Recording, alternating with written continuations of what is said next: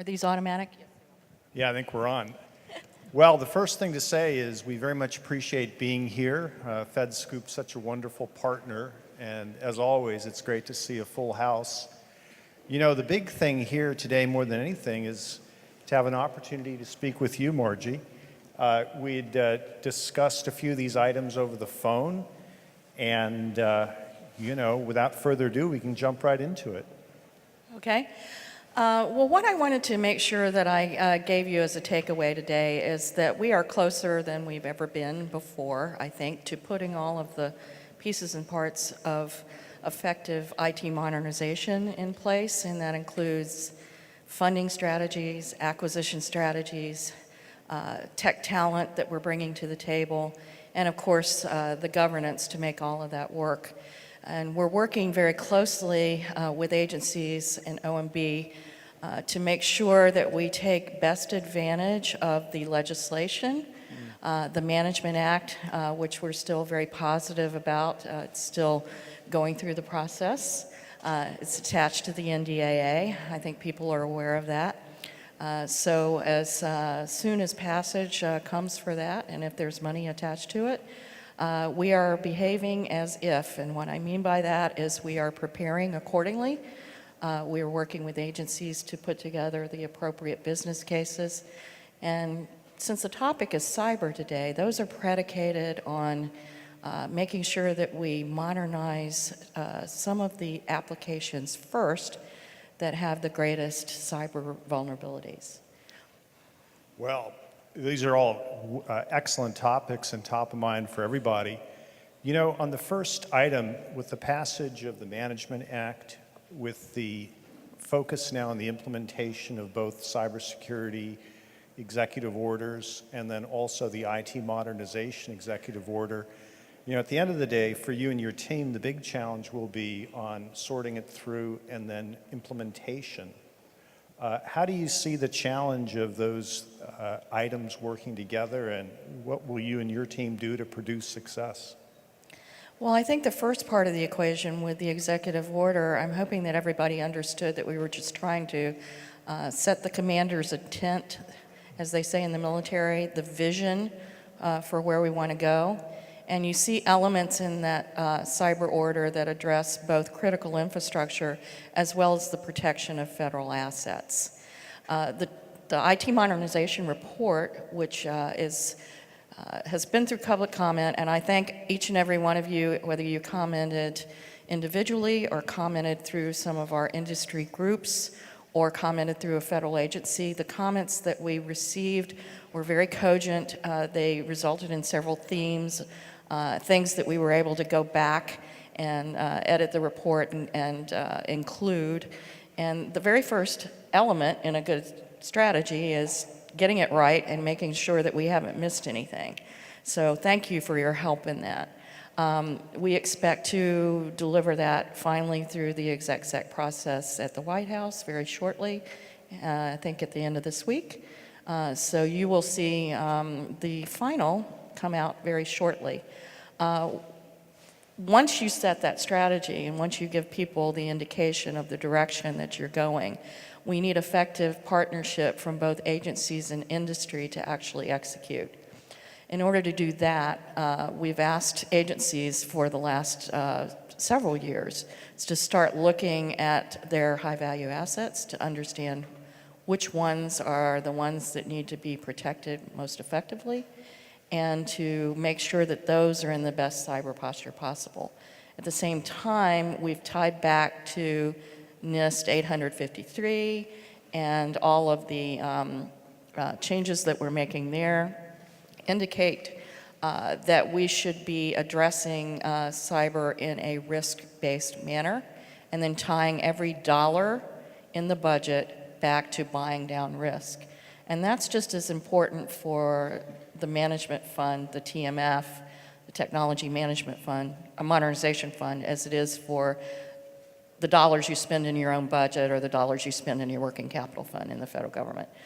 We want to make sure that they're all aligned to the most critical assets.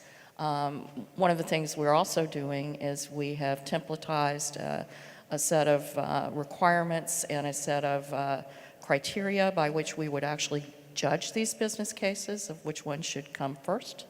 And those should be for public consumption probably by the time that the act is passed and if there's money applied to it.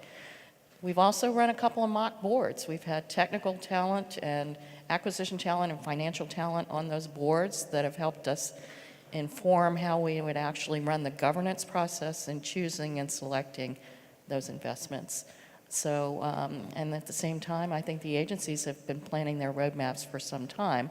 What they've been looking for is to have each one of these elements in place so that they could be successful.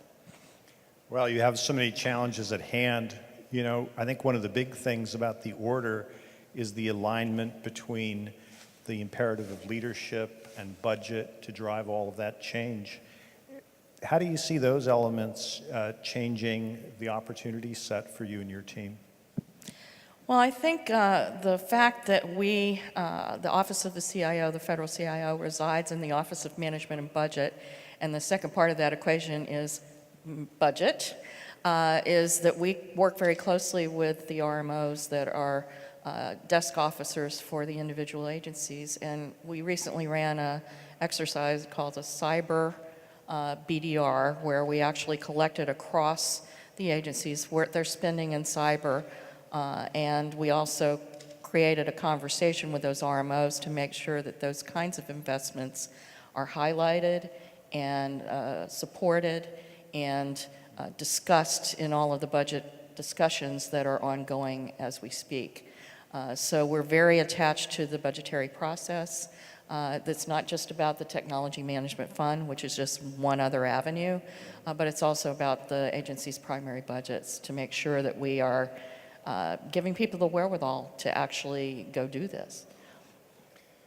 You know, when we prepared for our conversation earlier, we discussed the various significant hacks, Equifax being one of them.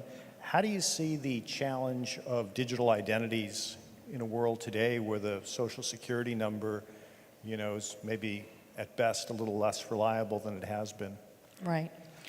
Well, this is not a new problem. It's something that has been discussed in various forums for some time. However, I think the sense of urgency for action just has gotten clearer.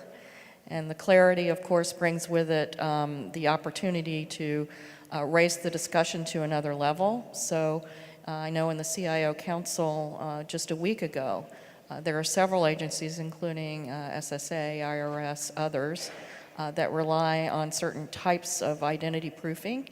And perhaps there are other methodologies and other ways of doing that because this is not just one company's issue. It's an approach. It's a systematic way of doing this identity proofing that we actually need to challenge and come up with a better way. Because the only way we're going to step away from Social Security numbers is to take them out of the systems, and to do that, we need to not be using them as the primary identifier. So in order to do that, you have to have alternate solutions. So what we've done at OMB is we've pulled together a working group that is inclusive of those agencies that are most at the fore of using these kinds of services. And we've talked about how we might work with industry to come up with alternate pathways. That's something where we're going to need a lot of engineering help, a lot of good brainstorming, good ideas that should come to the fore. We're willing at OMB, of course, to work with NIST. NIST has identity management standards that have already been published, but there are ways to amplify and work with NIST to make sure that we're putting policy in place that would actually draw upon that, use that as the baseline, and then possibly go a few steps further. You know, that whole issue of standards is so essential in cyber, particularly given the successes that NIST has had. We were so impressed with the NIST framework, the opportunity to revisit big challenges of the kind that we're talking about in a way that's collaborative with industry, really the kind of work that NIST excels at. That's really exciting. Well, I think it really starting to gel in the following sense. You can very much see now the risk framework tied back to the vulnerabilities that get addressed by that framework, and then tying that again back to the budget, and then holding people accountable for acceptance of risk at the level at which it's appropriate for whatever the system may be. Instead of everyone moves all the way to the right, and we are trying to reflect that in the FISMA metrics. We're also tying those back to the baseline. So I'm hoping that people out in the audience, both in industry and in the agencies, can see the common thread that's being drawn here. If you were to look at the umbrella that we're creating the standards so that they tie back to the actual intelligence that we have about what are the most critical vulnerabilities and how do you address them and what are the solutions that you bring to the equation to address them. And then tying that back to, do you have those in your environment and do you have the money to pay for that? If you can do that and buy down risk over time, I think you can actually see the impact in the scorecards over time. That you've taken this approach. It's a very thoughtful approach. We're never going to have enough money or resourcing or smart cyber talent to do everything for every system. And we're also not going to have the ability to, to have that level of talent addressing every system all the time. So we have to understand where our cut points are, and to use whatever resources we have and toward the greatest vulnerabilities. Well, I think that's very well said. You know, speaking about standards, one of the topics we've spent a lot of time on, mostly because our customers are so interested in it, particularly federal customers, is the issue of interoperability. Mm-hmm. You know, it seems there's such a big challenge with customers buying disparate systems that don't often work well together, though they may work well from an individual point-to-point point of view. How do you see that challenge, particularly in the context of digital IDs that we've been discussing, but also the grander challenge for the administration of getting the executive order, implemented? Well, I think one of the things that we are relying on, and I think it's worked very well, is capability roadmap tied back to the risk also provides you with multiple solution opportunities that, as long as you can feed the higher level dashboard like we're talking about at DHS that we're using, as long as you can get situational awareness and full visibility on all the metrics that you need to have in order to run your environment in an effective manner, we can get where we're trying to go. So the continuous diagnostics and mitigation program that we've had over at DHS for some time, and that we're in, we're walking through several phases of implementing that program in itself, but that allows agencies to avail themselves of multiple kinds of solutions. And as long as they're making sure that they address all of the capability gaps that they have in their environment and are covering the landscape, both in perimeter defense and at the data layer, then we should be able to draw upon that into a unified visual and be able to understand what the landscape is. I think there are opportunities, obviously, always for improvement. But that program has been very successful so far in allowing people to get access very quickly and in a codified manner with programmatic support from DHS to implementing those kinds of tools. Well, the CDM program really has been a success, and I know we and our partners have been honored to participate in that. I know we're starting to run down time. I think we've covered a lot of really pressing issues, whether it's digital identities, the Cyber Executive Order, the Management Act, the question of interoperability. These are all tough tasks. To sum up, in your view, what can industry do best to help you deal with the very issues that we've, discussed today? Well, this working group that we just convened is going to be looking for engineering expertise in terms of discussions with various vendors, I'm sure. This won't be about, necessarily a specific acquisition. This will be just open conversation about what's best and what's coming up in terms of your roadmaps in industry. How are you dealing with these issues in your own world? And how are you coming up with your solutions? And what can we see on the horizon that might be helpful in this regard? And I think if we partner effectively on that, that we should be well ahead of the game. My expectation is that I've never had any problem when I pick up the phone or convene any kind of a forum to get people to participate and get people to understand the nature of the challenge and to want to do what's right for the federal government. It's, it's our nation, it's our assets, it's our government, it's our information.